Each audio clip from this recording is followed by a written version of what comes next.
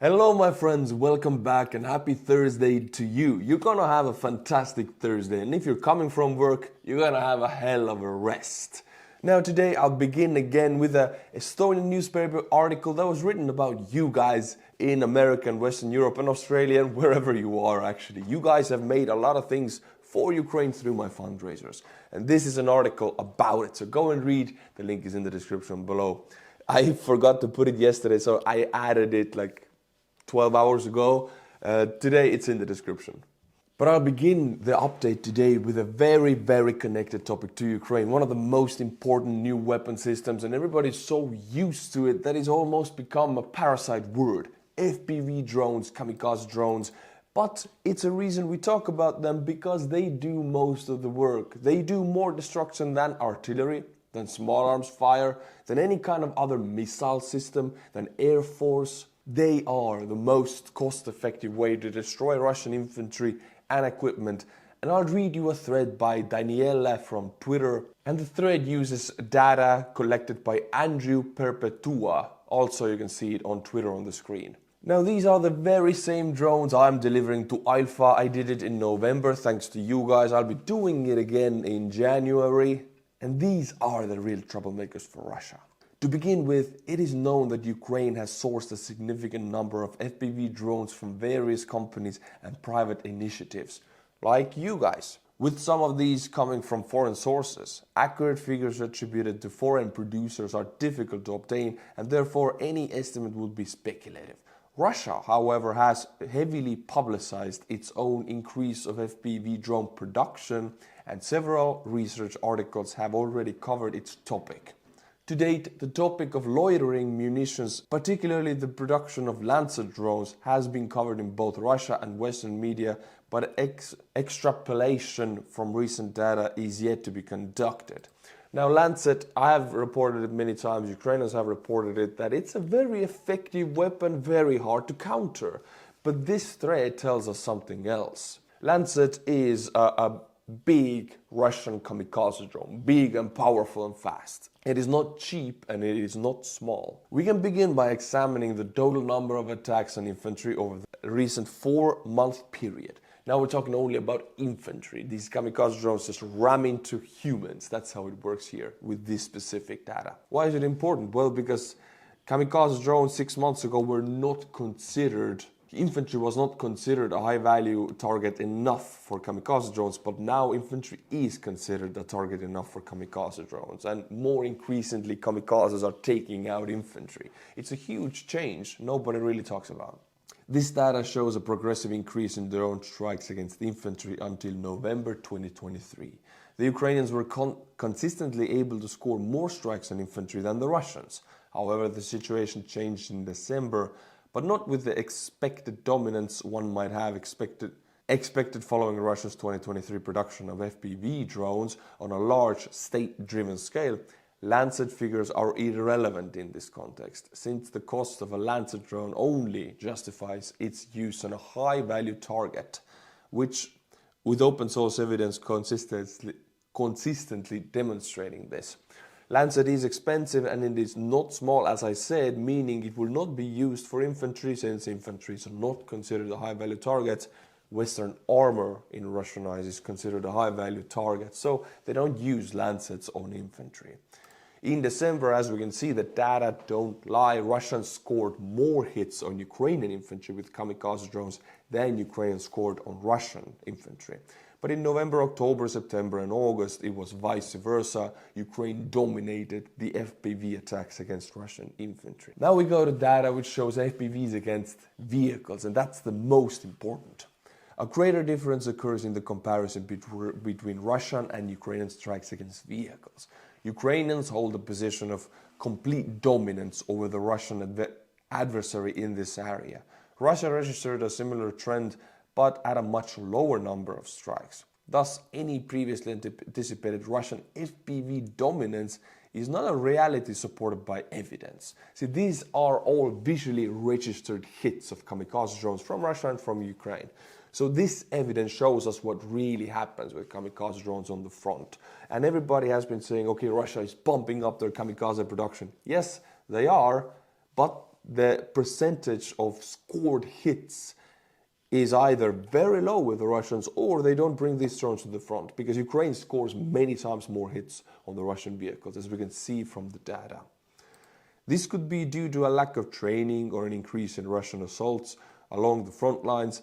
The Ukrainian 2023 counteroffensive, however, was going in August and September, so more successful Russian strikes against Ukrainian forces should have been observed. But as we can see, August and September from this data, where Ukrainian Western supplied vehicles were all over the place, Russians still did not score as many hits as the Ukrainians did on them. In addition, the use of Lancet follows a similar trend, however, its impact has not been decisive.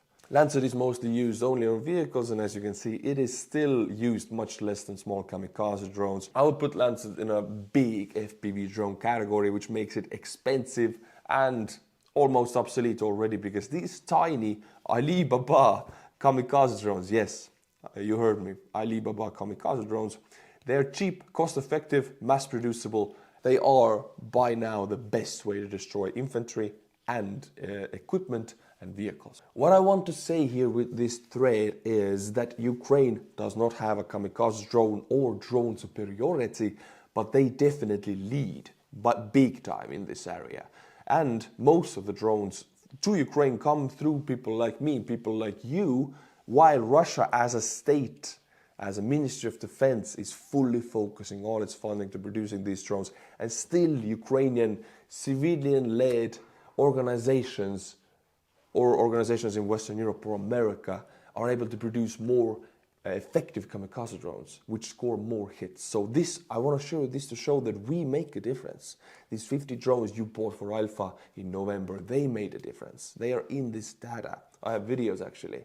These drones we're going to deliver in January, they make a difference. So keep an eye on my channel. I will be doing regular fundraisers for drones I pick out, because I want the most effective ones and most effective units. So if you want to donate, hold on to it. In 1 or 2 months, after every 1 or 2 months, you'll get an opportunity through my channel. To conclude, the Kremlin's most effective weapons are propaganda and panic. However, reliable data and accurate numbers can counteract them. This is why education in any field is so necessary, because Russia uses, unfortunately very effectively, propaganda and panic, fear, against the Russian capabilities. If the West has been filled with titles like, oh, Russia is producing their own kamikaze drones en masse, then these are Western articles. But if you look at the data, we don't see this reflecting on the battlefield. So why is the Western media outlets reporting this? Because fear gets clicks. And who does this fear benefits?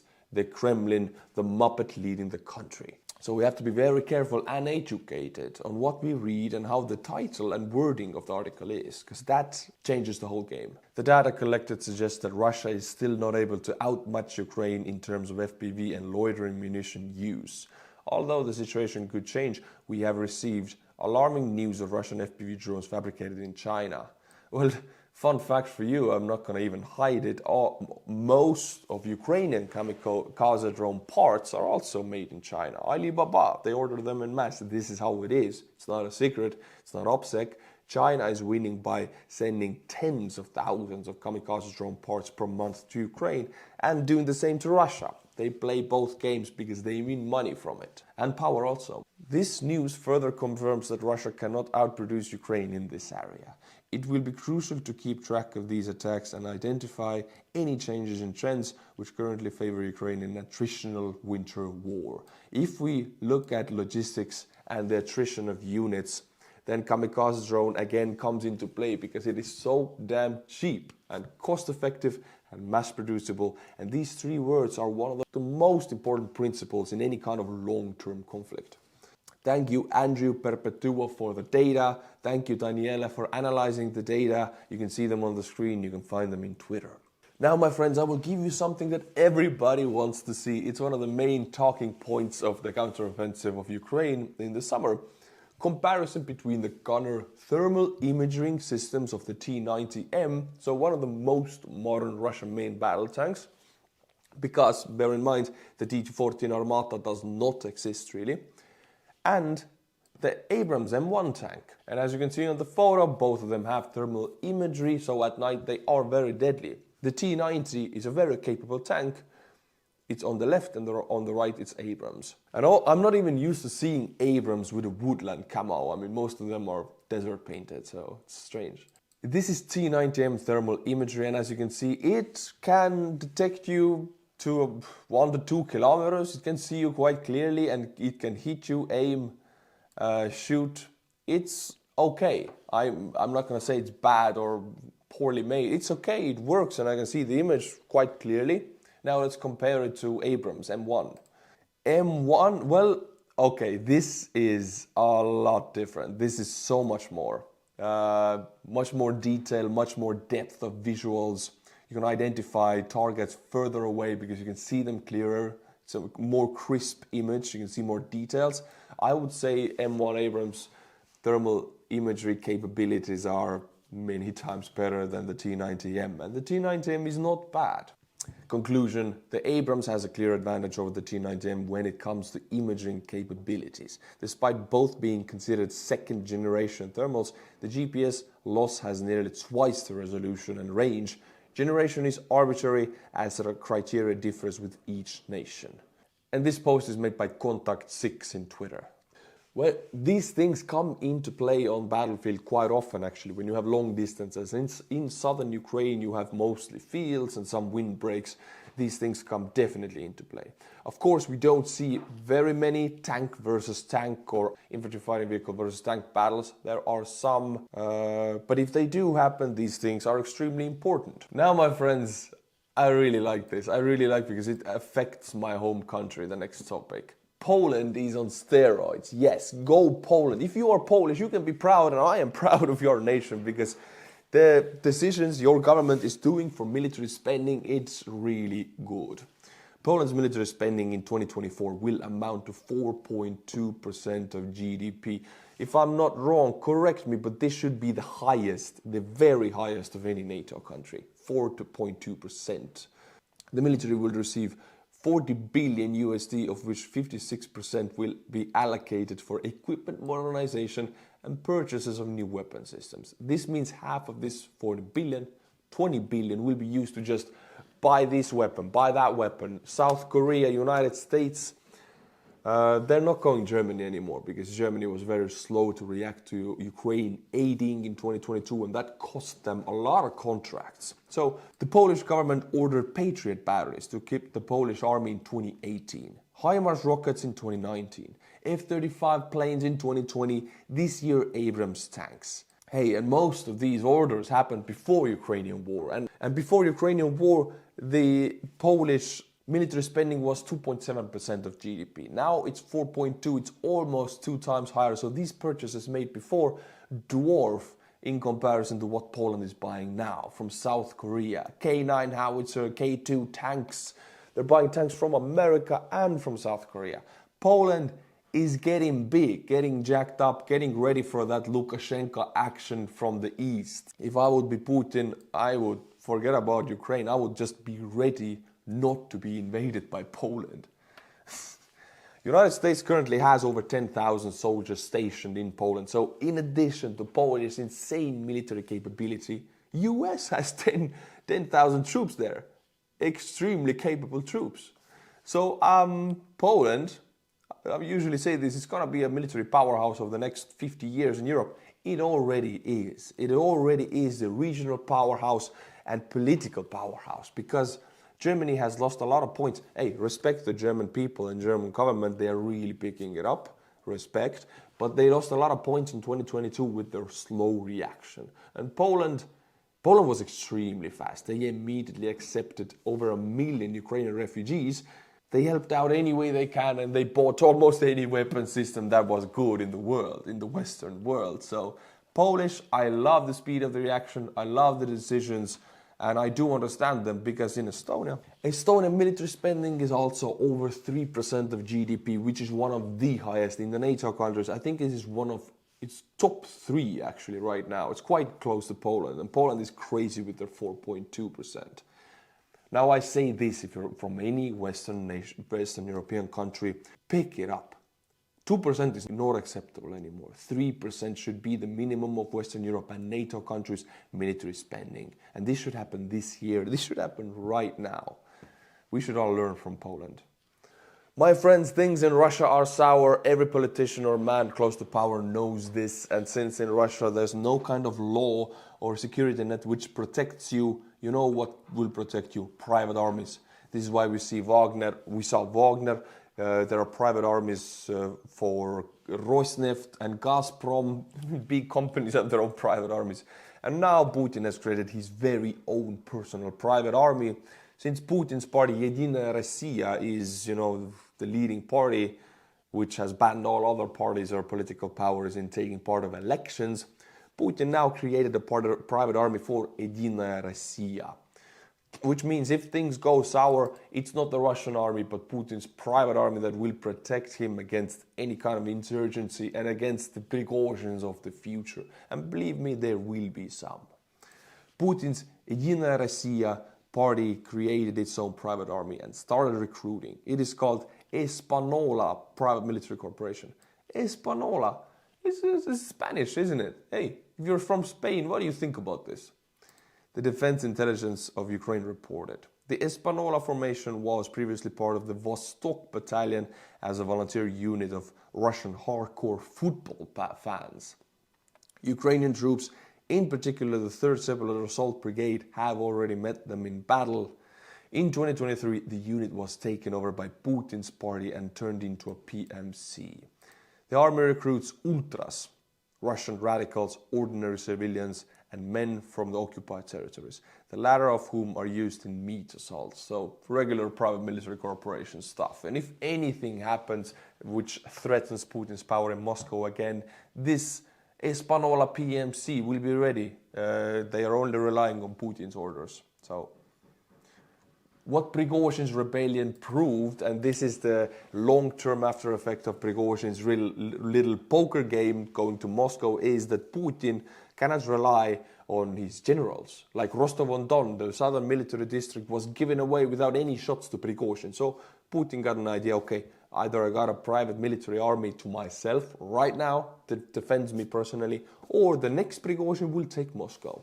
And we see the actions already. And it's not only Putin, it's every oligarch in Russia, it's every big corporation in Russia. They're getting armies, they're getting ready for the fight that is about to happen when Russia loses the war. Yesterday was a very important day for Ukraine because the biggest prisoner of war exchange between Ukraine and Russia happened yesterday. Russia stopped all prisoner exchange since August 2023. So this was the first one in 6 months and the biggest one of the entire war. Ukraine received back 230 soldiers and civilians who had been imprisoned in Russia. Ukraine handed over 248 prisoners of war to Russia. Out of the prisoners returning to Ukraine, 48 were previously considered missing as no contact had been established with them through the International Red Cross. Now, this is something Ukraine does not do with with Russian POWs. Ukraine is very much interested in Russian POWs calling home to Russia as much as possible because these calls open up an information corridor to Russian people that they would never have. Their close one, who they trust, is in Ukraine. They see that they're fine in Ukraine, they're being fed and they can work and actually they're not being beaten or tortured. And they say the real truth of this war to Russian people. This Russian POWs in Ukraine is the fastest way to demilitarize Putin's propaganda machine. So Ukraine is very interested in these calls going from Russian POWs from Ukraine back to Russia. But Russia doesn't do the same. They don't allow Ukrainian POWs in Russia to call home. The sudden change in Russian policy to actually do this prisoner exchange again is unknown. Speculations suggest that the Russian military might be facing issues with increasing numbers of Russian soldiers surrendering. Russia's official attitude towards its prisoners of war is derogatory, and often returned prisoners are quickly assigned to penal battalion-type units for new meat assaults. So if you return from Russia as a prisoner of war, you're a hero in Ukraine. If you return from Ukraine as a Russian prisoner of war, going back to Russia, you're not a hero. You are a weak one who surrendered. You know, you will be sent as punishment into the missile assaults again, so you can surrender again. So these guys, sometimes they don't even want to go back home. They want to stay in Ukraine because they know what's waiting for them in Russia. And now, my friends, some little humor for you. I mean, it's not funny. And if you're from France, get ready, get your popcorn, get your anger going, because Medvedev, the former president of Russia and now the head of the Security Council of Russia, very, very, very much went at it. I'll tell you what happened. Emmanuel Macron, the president of Ukraine, stated publicly yesterday that Ukraine has the right to target Russian territory because Russia is targeting Ukrainian civilians, which is a terror act. Ukraine has every right to retaliate. And I do stand behind these words. Macron said everything correctly. Ukraine must be able to protect itself. But for that, Dimitri Medvedev, former president of Russia, called out publicly, unleashed his anger upon the French people. What he said, and I quote him, "The French people are all frog eaters," and some other words that I actually cannot say here at all. Very, very bad words.